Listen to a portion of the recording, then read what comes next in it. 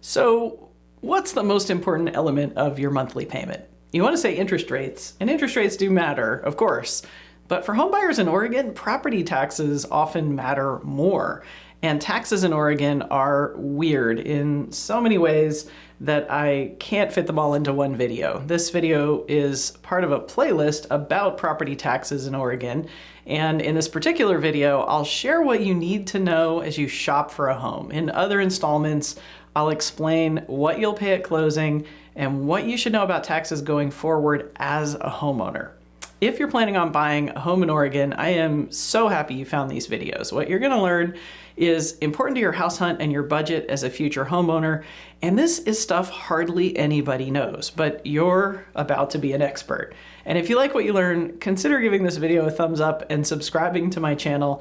And if you're in the market for a lender, consider giving me a ring. My contact information is in the description below. So this video is gonna be a crash course in everything you need to know about property taxes as you shop for a home in Oregon. And taxes can vary a lot from one home to another. I'll show you some real examples and explain why this matters. Taxes don't change due to a sale, and that is so unlike many other states.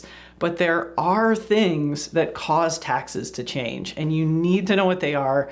Otherwise, you could wind up stuck with an unexpected and maybe unaffordable increase to your monthly payment after you've purchased your home when it's too late.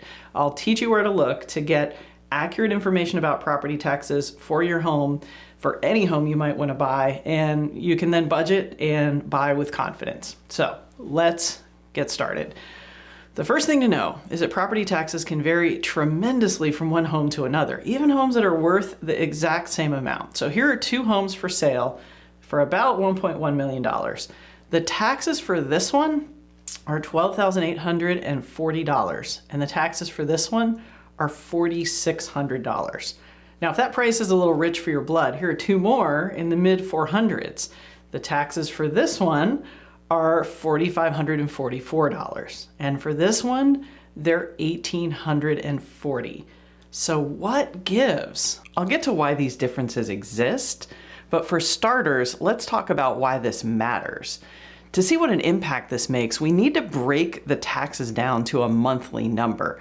Taxes for the $1.1 million houses are $1,070 and $383 per month. That's a $687 difference every month. For the houses in the mid 400s, the monthly amounts are $379 or $153, a smaller but still noticeable $226 a month. And did you notice that the taxes on the $1.14 million house are just $4 more a month than the taxes on a $450,000 house? But I want to take this one step further and create an exchange rate. First, let me talk through the logic and then we'll do the math. So let's say you have a maximum amount you can swing for your total monthly payment, what lenders call your PITI. That's the amount you pay monthly for your loan, your taxes, and your insurance. If you buy a house with cheaper property taxes, you'll spend less of that total payment on taxes, leaving some elbow room for a higher loan payment. Any money that you don't have to spend on taxes can be reallocated to the loan. And we can directly convert this reallocation of monthly payment into a higher loan amount and price, really. So there are three steps, and the first is to figure out what every $1,000 of loan costs you. And to do this, we're going to use an amortization calculator. And I usually use the calculator on my desk back there, but for this calculation, I'll use the calculator linked in the description. I'm going to change the principal, that's the loan amount, to $1,000 because I'm trying to figure out what is $1,000 of loan cost. I'm going to enter a 6.5% interest rate. But if you're playing along, you can enter whatever the going rate is at the time that you're watching this video. And I'll leave the number of payments at 360 for a 30-year loan and hit calculate. Now we know $1,000 of loan amount costs $6.30 per month in payment. And if $1,000 of loan costs $6.30 per month, then it's also true that every $630 per month covers your payment on $1,000 of loan. So our second step is to divide the monthly difference in taxes by this amount, so $630 on a 6.5 rate. Again, you might be playing along at home, but let's take the $687 difference divided by 6.3, and that equals 109. And finally, we're going to multiply this number by 1,000. We get 109,000. So that means you could spend $109,000 more on the house with the cheaper taxes and have exactly the same payment each month. Now, let's redo the math for the houses in the 400s with the $226 difference in taxes. 226 divided by 6.3 equals 35, almost 36. Multiply that by 1,000, and now we know you could spend almost $36,000 more on the house with the cheaper taxes, and again have exactly the same monthly payment. These differences are really consequential to your house hunt. And if you've moved to Oregon from another state, you may be sitting there thinking, yeah, but as soon as I go buy that $1 million house, my taxes are going to increase. Nope. You'd be right if you were buying a house in California or Florida or some other states, but not in Oregon. In Oregon, the sale of a property has absolutely no impact on property taxes. If you buy a home with cheap taxes, you'll carry on paying those cheap taxes. To understand why, we have to take a brief detour and talk about how taxes are calculated, and then we're going to jump into the Wayback Machine together and visit the 1990s, and then all of this wackadoodle, counterintuitive stuff will hopefully start to make a little more sense, or as much sense as it can. So let's start with how property taxes are calculated. And the math is really simple. The tax assessed value of a property is multiplied by something called a millage rate. And the resulting number is the amount due for taxes for each year. The millage rate is an amount charged per $1,000 of assessed value. The word millage comes from the Latin word, and I don't know how to pronounce Latin, so this might be close. It's millissimum, and I think I pronounced that close. Anyway, it means 1,000th. So literally the millage rate means 1,000th. And a millage rate is made up of all the different bits and pieces of things property taxes pay for, like schools and libraries and police and the fire department and water districts and things like that.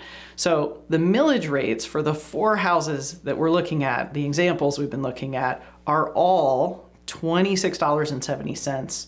So if we're trying to point a finger to the reason for these big disparities in taxes, our culprit definitely isn't the millage rate. All 4 owners of all 4 houses paid $26.70 of tax for every 1,000 of tax assessed value. There are only 2 numbers in that equation, the millage rate and the tax assessed value, so something's definitely up with the assessed value, right? Right. And that something is a ballot measure that passed in 1997 called Measure 50. Measure 50 put a cap in place, limiting the increase to the tax assessed values for every property in Oregon to no more than 3% per year, starting in 1997.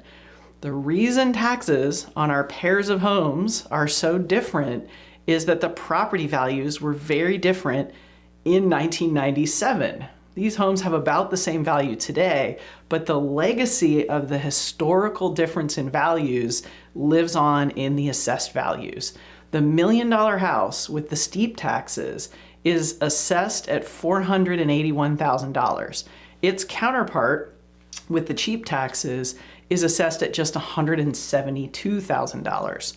The $450,000 house with the higher taxes is assessed at $170,000, which is the same again as that $1 million house with the cheap taxes, but the house for sale for $470,000 with cheap taxes has an assessed value of $69,000. $69,000. Crazy, right? Now that seems impossibly low, but allow me to date myself. I bought my first house in 1996, right before Measure 50 kicked in, and one house that I looked at but didn't buy, for which I'll always kind of kick myself, was right in the same neighborhood as this particular house. it was listed at $37,500. Now bump that up, start in 96, bump that up at 3% a year, and you're in just about the right ballpark for that lower assessed value. Now, obviously, I wanted to share some extreme examples to keep the video interesting, or as interesting as a video about property taxes could be, I guess, and illustrate my point. But I really didn't have to work very hard to find these examples. As a longtime Portlander, I know that Southeast Portland had a burst of appreciation in the late 80s and early 90s before Measure 50. Most of North and Northeast Portland saw rapid appreciation in the early 2000s on the other side of Measure 50.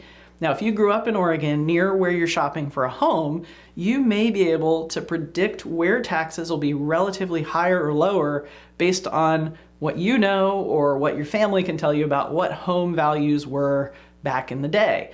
But don't sweat it if you're new to town. Just stay tuned in as you shop and you'll quickly figure out any patterns, or honestly, you may notice that taxes are pretty consistent across the homes you like and wonder why you wasted precious moments of your life listening to me talk about something irrelevant. But don't click away just yet, because before I wrap things up, I have a few tips to share, and we need to talk about one more really important topic: what does cause property taxes to change? So let's start with some tips. My first tip is don't trust listings. What you see for taxes on Zillow or Redfin or any other listing service may not be right. For 3 to 6 months of most years, the listings are a year out of date, which brings me to my second tip. Look up property taxes with the county. If my team and I are helping you with your mortgage, we'll do this for you. Every time you ask us about a house, we're going to go to the county's website and pull them up and make sure we're giving you accurate numbers. But if you want to DIY it, Google something like Deschutes County Tax Assessor, and the assessor's portal will be a top hit. Then look around for property information or property lookup, and you're good to go. Now, Multnomah County is a little trickier to find. It's at, and I'm just going to give you this website because it's harder to Google, multcoproptax.com. To log in, click I'm not a robot, and then continue as a guest. You can enter an address and pull up all the tax information. Now here we're looking at the record for our $470,000 house with cheap taxes. The column over here on the far right, labeled M50 for Measure 50 assessed, is the tax assessed value. But what's this other higher value over here? It actually brings me to my last tip. Ignore the real market value. When you look up a property, you'll always see a couple of values. One of them will be closer to the asking price for the house, usually just a little bit lower like you see here. This is the real market value, or RMV, for the house. Put mental quotes around the R in RMV. County assessors don't actually appraise every home in the county every year, and they never complete an appraisal like the one that we do in connection with your mortgage. In fact, the odds are high that the assessor has never set foot in the house. They use a statistical approach to develop an idea of what a home is likely worth. But I'll say it again, the assessor's opinion of the market value of the house doesn't play a role in figuring the taxes you're going to pay. There are a couple of reasons they go to the trouble of working up an RMV, one of which we'll touch on in a second, and the other one of which is a topic for another video. I actually will touch on that in another video. And there is a way in which the RMV can be a bit of a bummer. This is kind of an aside, but over the years, I've had a few clients convinced, absolutely convinced, that they could purchase a home with high property taxes and then bring those property taxes down by disputing the bill with the county. And this totally seems logical because it doesn't seem right or fair that when two houses sell for the same price, one buyer will be stuck paying, in our example here, over $8,000 extra a year in taxes every single year going forward. And there is a process to dispute taxes with the county, but comparing your house to your neighbor's house or another house that sold for the same price isn't a winning argument. Due to Measure 50, your taxes are only too high for the value if the tax assessed value is higher than the real market value. And that is almost never the case. I think I've only seen one time when it was the case. So what does cause property taxes to change? And this is so important. Measure 50 placed a 3% annual cap on the increase to the assessed value, but it also created exceptions. And here I have to tip my hat to someone at the Oregon Department of Revenue, whoever you are, anonymous designer of the cover for the Maximum Assessed Value Manual. Well done. There are indeed always exceptions. I'll put a link to the full manual in the description, but please don't read it. It's 132 impenetrably dense, mind-numbing pages long. But if you can't resist following the link that I'll put below, take a peek at the table of contents and you'll see where this is going. An exception to the normal 3% cap is triggered if certain types of changes increase the real market value of the property. And these changes fall into a few categories. New or improvements to a property, new improvements to a property, a partition or a subdivision, a change to zoning coupled with a use consistent with the new zoning, an omitted property being taken into account. I've actually never seen that, but I guess that's possible. And a property losing an exemption, a partial exemption, or a special assessment. And a lot line adjustment under certain circumstances. Now, what does this actually mean for you? If you buy a home that falls into any of these categories, you can't plan around the current taxes. They're likely to increase, and you need to budget for a new, higher tax bill. And this could make for a big, unpleasant surprise if you don't know it's coming. If you buy, in certain circumstances, say a brand new home from the builder, you'd probably expect your bill is going to be higher than what the builder has been paying in taxes for the lot. But you might not guess a change is coming when you buy a home that was remodeled to sell, or maybe the seller not too long ago built an ADU, or maybe the seller's a disabled veteran or a nonprofit, they would have had an exemption. Or maybe the seller recently split a lot off of the house that you're buying. Any one of these other situations could also trigger a change to your taxes that could be far greater than that 3% normal cap. Now, although it isn't possible to know exactly what the change to your taxes will be, that might be a little unsettling, but the county does follow a formula. I've got really become pretty good, I will say, at approximating what are generally going to be slightly worst case estimates for my clients once we know a few particular nuggets of information. If you'd appreciate having a lender in your corner who understands this stuff and can help out, I'd love to connect and talk about your loan. But there is a silver lining here, and when we talk about these change events, they are a one and done thing. When a change event happens, the county gets to lift the cap for that 1 year, make an adjustment that's going to exceed the usual 3% limit, but then the cap goes back in place again for subsequent years. So you've shopped around, you've found a home you love, now it's time to buy. Let's talk about how property taxes figure into what you'll pay at closing in the next video.